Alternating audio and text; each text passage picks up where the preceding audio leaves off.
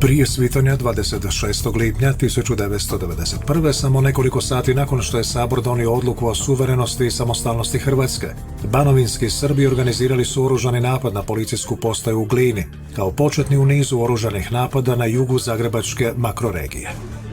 Cilj im je bio ne samo osvojiti Glinu, nego i protjerati Hrvate s područja južno od rijeke Kupe i zapadno od Save.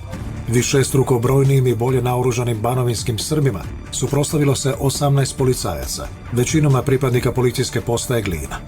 Sve je bilo pomno planirano, a proglašenje hrvatske suverenosti i samostalnosti poslužilo je kao povod. Prema policijskim procjenama, glinski su Srbi u nekoliko mjeseci prikupili približno 2000 komada vatrenog oružja.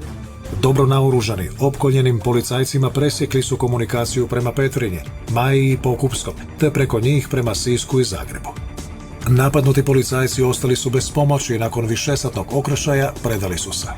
Ipak intervencijom snaga za posebne namjene MUP-a Republike Hrvatske, poglavito antiterorističke jedinice Lučko, glinska je policijska postaja oslobođena. Zapovjedništvo Zagrebačkog korpusa JNA promptno reagiralo razmještanjem oklopnih snaga JNA po Glini, zbog čega su srpski teroristi zadržali veći dio grada, a hrvatske snage branile su sjeverni dio njegova središta, postaju te nekoliko okolnih zgrada i ulica. Bio je to otvoreni ratni obračun u kojemu su hrvatske snage pretrpjele gubitke, a agresor je zarobio 15 pripadnika policije.